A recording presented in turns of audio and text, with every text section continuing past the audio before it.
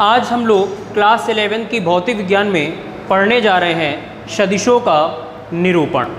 सदिशों के निरूपण में यानी वेक्टर के रिप्रेजेंटेशन में हमको ये पढ़ना है कि किस तरीके से हम एडिशन और सब्ट्रैक्शन के वेक्टर के बारे में हम लोग समझ सकते हैं। सपोज दैट हमने यहाँ पे कुछ वेक्टर यहाँ पे ले लिए। सपोज दैट हमने ले लिया वेक्टर ए ले लिया, यहाँ पे एक वेक्टर हमने ये वेक्टर बी ले लिया और एक वेक्टर हमने यहाँ पे आर वेक्टर ले लिया। ये हमने तीन वेक्टर यहाँ पे ले लिए। अब वेक्टरों को किस प्रकार से जोड़ते हैं उसको ध्यान दीजिएगा। एक वेक्टर के हेड से दूसरे वेक्टर की टेल को आपको जोड़ना होता है। तो यहाँ पे क्या करते हैं, जैसे हमने ये वेक्टर ए ले लिया और इस वेक्टर ए के हेड से वेक्टर बी के टेल को हम क्या कर देते हैं, जोड़ देते हैं।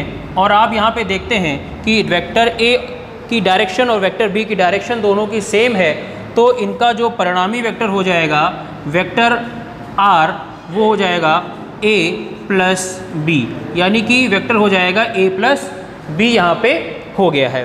ठीक है। अब अगर हम बात करते हैं वेक्टर में कि ये तो हमारा a प्लस बी हो ही गया है, अगर हम किसी एक वेक्टर की डायरेक्शन को बदल देते हैं, जैसे कि हमने यहाँ पे ये वेक्टर a यहाँ पे ले लिया और वेक्टर b की डायरेक्शन को क्या कर देते हैं, हम यहाँ पे चेंज कर देते हैं, यानी ये वेक्टर b की हमने यहाँ पे, यानी अब वेक्टर b हमारा किस तरीके से दिखाया गया ये ध्यान दीजिएगा कि वेक्टर b इस तरीके से रखा था, हमने इसकी डायरेक्शन चेंज कर दी, लेकिन हेड और टेल का कॉन्सेप्ट आपको नहीं छोड़ना है। तो ये इस प्रकार से रखा था, हमने इसको इस प्रकार से क्या कर दिया, यहाँ पे ले लिया, वेक्टर b ले लिया। तो अब यहाँ पे इसकी दिशा हमने क्या कर दी, ये इस प्रकार से था, इसको हमने चेंज कर दिया, तो यानी ये माइनस b की तरीके से हमारा काम करने लगेगा। तो जो हमारा परिणामी वेक्टर यहाँ पे होगा r, वो क्या हो जाएगा, vector a minus vector b यहाँ पे हो जाएगा। ये हमारा रिप्रेजेंटेशन होता है सदिशों का निरूपण का। इस बात को आपको बहुत ध्यान से समझना है।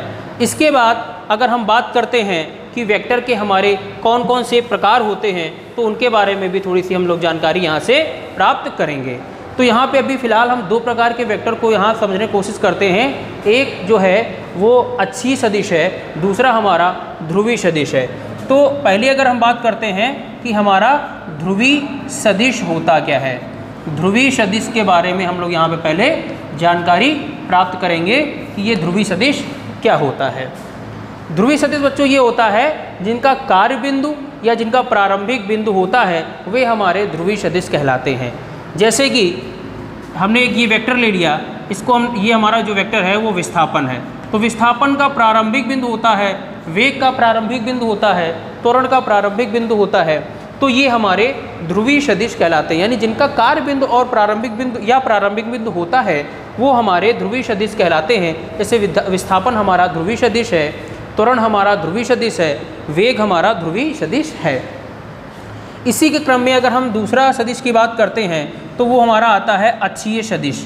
अक्षीय सदिश के बारे में हम लोग बात करते हैं, अगर इंग्लिश में बोले तो उसको बोलते हैं एक्सियल वेक्टर। ठीक, अक्षीय सदिश की हम यहाँ पे बात करते हैं। अक्षीय सदिश में आपका प्रारंभिक बिंदु नहीं होगा, यानी जो क्या करता है, घूर्णन गति करते हैं, घूर्णन गति करने वाले जितने भी राशियाँ होती हैं वो हमारी अक्षीय सदिश के क्रम में कहलाती हैं। यानी अगर इसका प्रेजेंटेशन करते हैं तो कुछ इस प्रकार से होगा। ये हमने यहाँ पे इसको दिखा दिया है।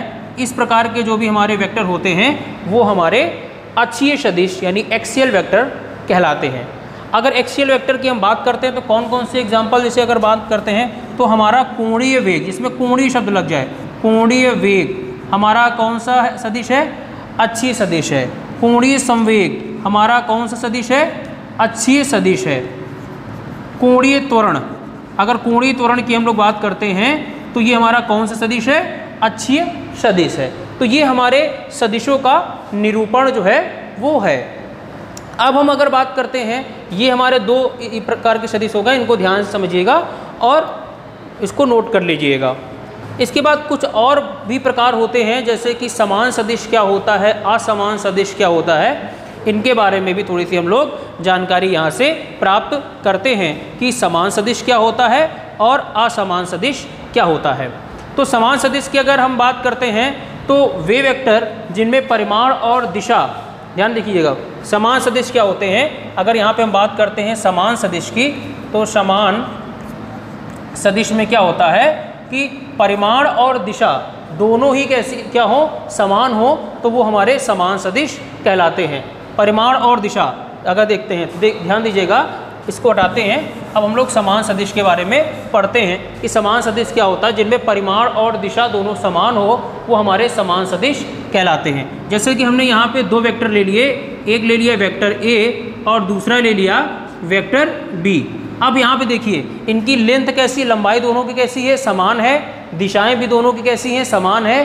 तो इस प्रकार के वेक्टर ए और वेक्टर बी हमारे कौन से सदिश कहलाएंगे, समान सदिश यानी इक्वल वेक्टर कहलाते हैं।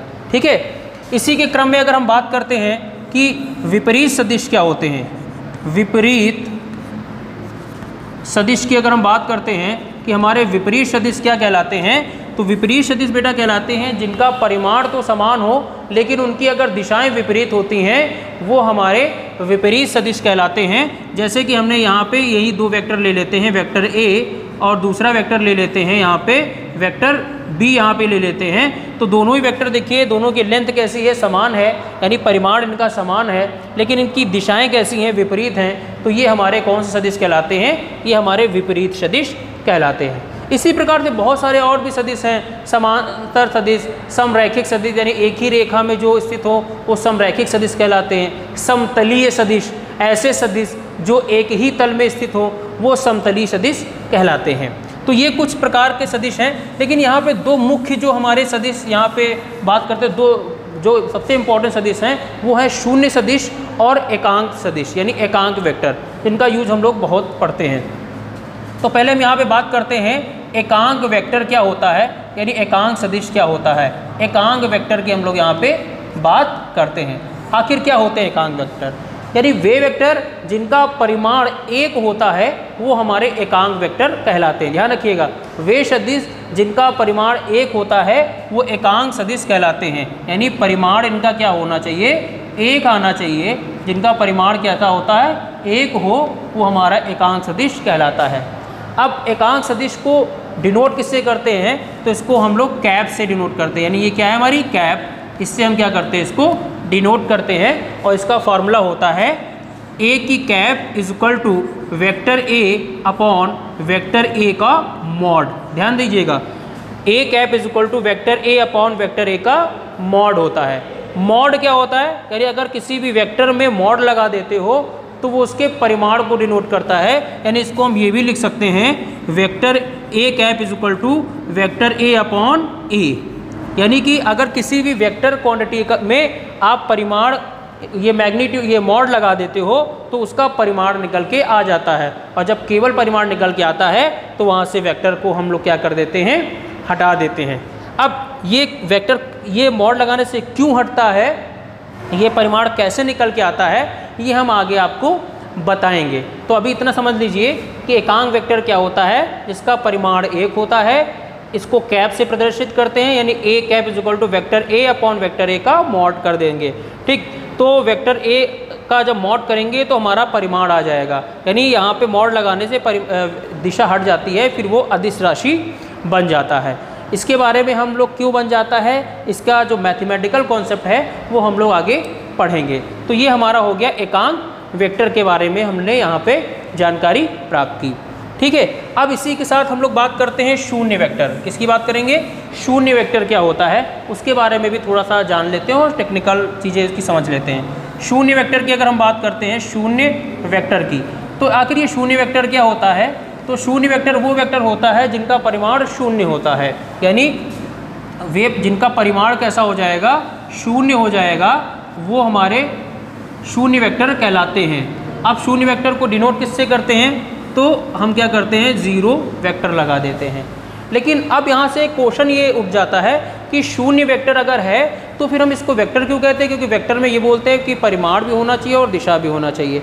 तो इस एक चीज़ समझिए, इसकी दिशा जो होती है वो अनिश्चित होती है। शून्य का मतलब कोई भी चीज़ है, अब 1 हो गया तो 1 यानी 1 हो गया तो 1 इधर चले, 2 हो गया तो 2 इधर चले, लेकिन शून्य की जब बात करेंगे तो शून्य का मतलब तो एक पॉइंट हो गया, तो अब इसको इस दिशा में भी ले सकते हैं, इस दिशा में भी ले सकते हैं, इस दिशा में भी ले सकते हैं, इस दिशा में भी ले सकते हैं। तो शून्य वेक्टर की जो दिशा होती है वो कैसी होती है? अनिश्चित होती है। इसकी जो दिशा होती है वो कैसी होती है? अनिश्चित दिशा होती है।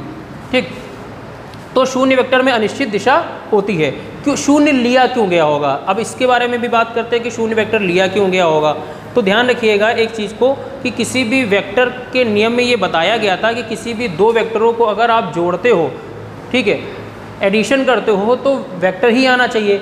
लेकिन अब एक जब मैथमेटिकल कॉन्सेप्ट देखा गया कि हमने वेक्टर ए ले लिया और दूसरा वेक्टर हमने ले लिया माइनस ए वेक्टर ले लिया। ठीक, अगर इन दोनों को जोड़ोगे तो क्या आ जाएगा? Vector A minus vector A is equal to 0 आ जाएगा। तो एक चीज़ समझिएगा, जब दो वेक्टरों को माइनस करते हैं यानी एक तरीके एडिशन कॉन्सेप्ट ही है, तो ये 0 आ रहा है। तो ये भी कहा गया कि दो वेक्टरों को अगर ऐड करते हो या सब्ट्रैक्ट करते हो तो भी वेक्टर क्वांटिटी ही आती है, ये नियम है। ठीक है, तो किसी यानी ये नियम होता है कि अगर दो वेक्टरों को अगर आप जोड़ते हो तो क्या होता है कि वेक्टर ही आता है, दो वेक्टरों को घटाते हो तो वेक्टर ही आता है। ठीक है, अगर दो वेक्टरों का गुणा कराते हो, ठीक है, तो अगर दो वेक्टरों का गुणा कराते हो तो फिर जो है अदिश राशि आती है। यानी अगर हम बात करते हैं एक वेक्टर ए है और दूसरा वेक्टर बी है, ठीक है, तो इनका परिणामी भी कैसा आएगा? वेक्टर ही आएगा। ठीक, अगर एक वेक्टर ए से बी को अगर घटा देते हो तो भी वेक्टर ही आएगा। ठीक है, अगर क्या करते हैं किसी एक वेक्टर का दूसरे वेक्टर बी से गुणा कराते हैं तो कैसी राशि आती है? वहाँ पे फिर स्केलर आती है, यानी अदिश, यानी स्केलर यहाँ पे आ जाता है। लेकिन अगर किसी भी अचर पद को यानी जैसे 4 × a कर दें तो भी हमारा यहाँ पे वेक्टर क्वांटिटी ही आएगी। इस बात को ज़रा ध्यान से समझिएगा, अच्छी चीज़ है, इसका न्यूमेरिकल में काफ़ी यूज होना है। अगर दो वेक्टरों को जोड़ोगे तो भी वेक्टर आएगा, दो वेक्टरों को घटाओगे तो भी वेक्टर आएगा, दो वेक्टरों को गुणा करोगे तो अदिश राशि आएगी, अगर किसी अचर पद को वेक्टर से करते हो तो फिर वेक्टर ही आता है। तो ध्यान दीजिएगा, अब यहाँ पे नियम शून्य सदिश में क्या बोला गया? अगर दो वेक्टर को घटा रहे हैं, मानो सेम वेक्टर हो गया, घटा दोगे तो 0 नहीं आ जाएगा। तो यहाँ पे वेक्टर के नियम जो हो रहा है गलत हो रहा है, इसीलिए फिर वहाँ पे 0 वेक्टर को मतलब 0 वर्ड को एक नया वेक्टर दिया गया जिसको शून्य सदिश यानी शून्य वेक्टर माना गया कि अगर दो वेक्टर को घटाएंगे तो 0 आएगा, वो भी 0 भी एक वेक्टर ही क्वांटिटी होगी। ठीक है, लेकिन इसकी जो दिशा होती है वो अनिश्चित होती है, इसीलिए शून्य को हम लोग शून्य वेक्टर माना गया इस नियम को सफल करने के लिए। आज के लिए इतना ही, धन्यवाद।